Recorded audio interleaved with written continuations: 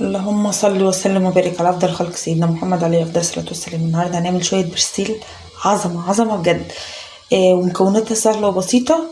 ولو كده هنقول البدايل برضو للحاجات اللي احنا ممكن ما نلاقيهاش. اول حاجه انا معايا هنا بصوا يعني ربع كوبايه ميه، مش عايزه سوائل كتير.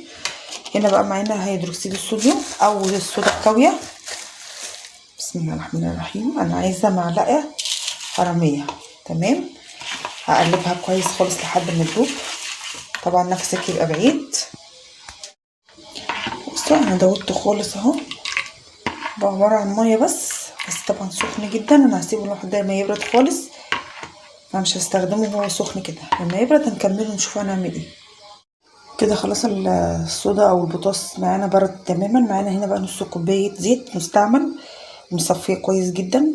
ولو عندك يعني مش مستعمل، يعني اللي هو لسه جديد مفيش مشكله، بس الجديد بياخد وقت في التصبين، مش زي المستعمل بيبقى استخدم مره واتنين وتلاته، فبتلاقيه بيتصبن بسرعه بمنتهى السهوله. معانا هنا نص كوبايه سبرتو، دي من عند الموال او موال الموال.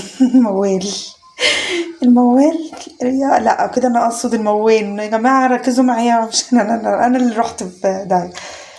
يبقى نص كوبايه زيت ونص كوبايه سبرتو. لو مفيش سبرتو فيه اللي هو الصودا لا الكحول الابيض الطبي تمام. في كحول صناعي بس للاسف احنا ما عندناش هنا في اسكندريه، فانا عرفت ان هو في القاهره في شارع الجيش.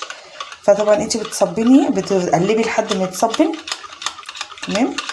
طبعا اللي هتقولك غلط، لا طبعا مش غلط، انا قبل كده عاملاه يعني 100 مره، الريحه بتاعته بتروح تماما مع الوقت بتطير. يعني انت كده كده اساسا بعد ما بتعمليه بتسيبيه متهوي او عريان او ما بتغطوش عشان خاطر الريحه تروح خالص.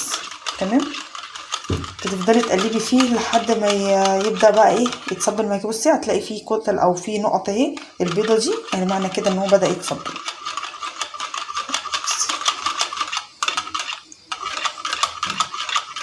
تفضلي بقى كده وراه واحده واحده لحد ايه ما يبدا ايه يتصبن. بصي هتلاقي فيه زي اهي دي كده بدات ايه يعني حاله التصبن او وضع التصبن في الصابون بتاعنا. هوريكم مرحله مرحله. بس انا عايزه اقول لكم انت بقى عايزه تضيفي الكميه، عايزه تقللي الكميه على حسب ما انت محتاجه.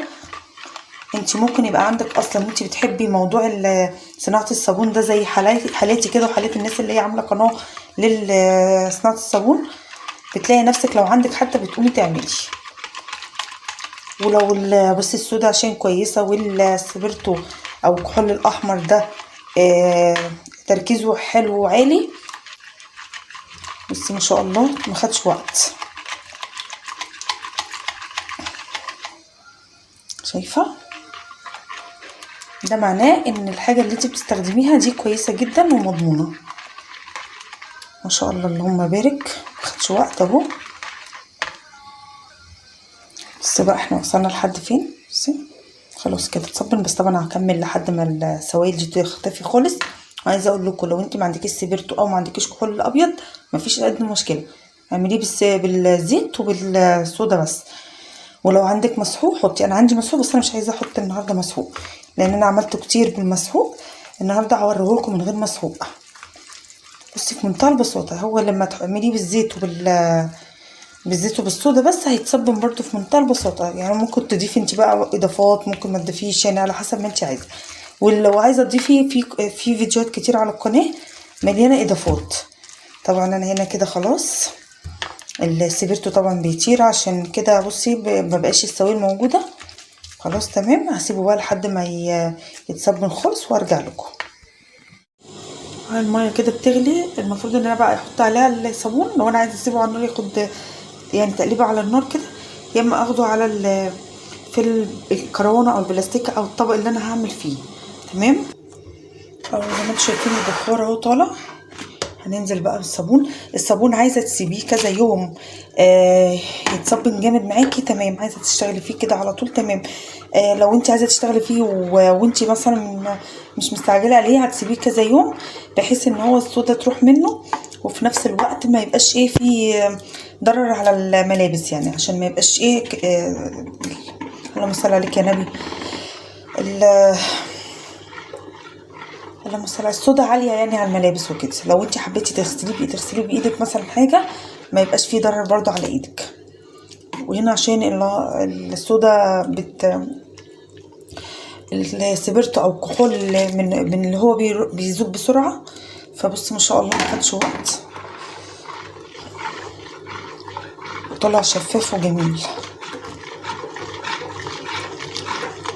طبعا دوبي فيه لحد ما بقاش فيه اي تكتلات نهائي. انا حبيت اعمل الصابون دوت اللي هو صابون التخمير في وقتها كده، عشان اجرب معاكم ايه ازاي انا ايه ممكن اعمله بسهوله وهو لسه معمول. وعندي صابون تخمير بقاله شهور كتير جدا. مره كده برضو هجربه لكم واوريه لكم ونشوفوا الفرق ما بين اللي هو الصابون اللي بيتخمر بيقعد فتره طويله عندك متخزن، والصابون اللي هو ايه بيبقى لسه معمول وبتجهزيه في نفس الوقت.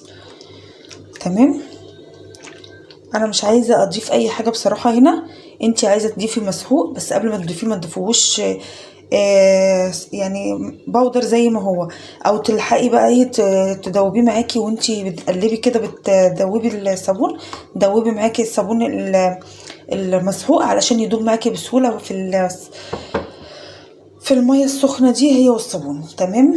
انا مش عارفه، حاسه ان انا ملخبطه النهارده.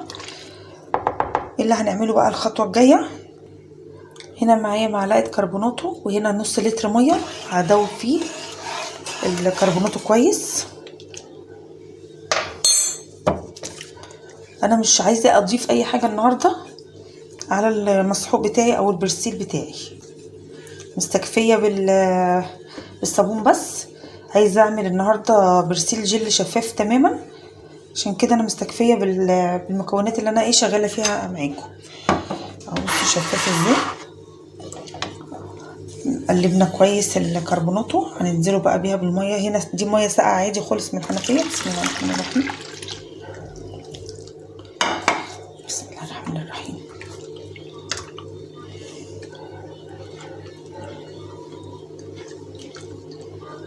انت كل ما هتضيفي ميه بارده من الحنفيه الصابون هيتقل معاكي، بس لازم تقلبي كويس جدا.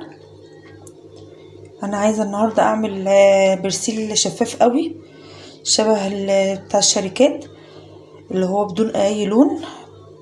هعمله كمان بالجليسرين عشان خاطر ايدينا. تمام. هو لسه معانا سخن خالص، فكل ما تقعدي تسيبيه يبرد يتقل معاكي. طبعا انا هشوف هوريكم النتيجه بتاعته بعد ما يبرد تماما. هو لسه سخن خالص، فنشوفه بعد ما يبرد. بعد يومين اهو زي ما انتم شايفين، بسم الله ما شاء الله بقى جل جدا وبقى شفاف. بصوا ما شاء الله عامل ازاي، ما شاء الله جميل. بصوا بقى عايزه اوريهولكم، يعني احنا خلاص احنا ممكن نعمله زي ما هو شفاف كده. ممكن بقى نلونوه لو انت حابه يعني يبقى ايه شبه الجل الجاهز. بسم الله الرحمن الرحيم.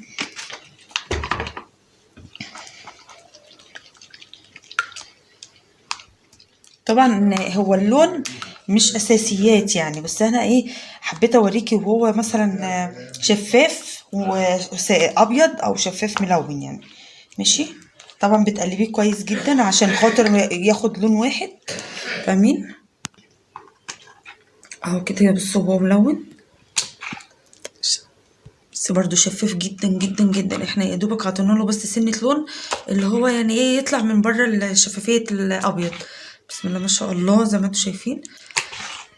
بصوا اكتر حاجه بحبها اشوف ان الصابون او البرسيل او المنتج اللي انت عاملاه يطلع بالشكل ده. وبكده اكون يا رب الفيديو عجبكم واكون عند حسن ظنكم وبحبكم جدا، والسلام عليكم ورحمه الله.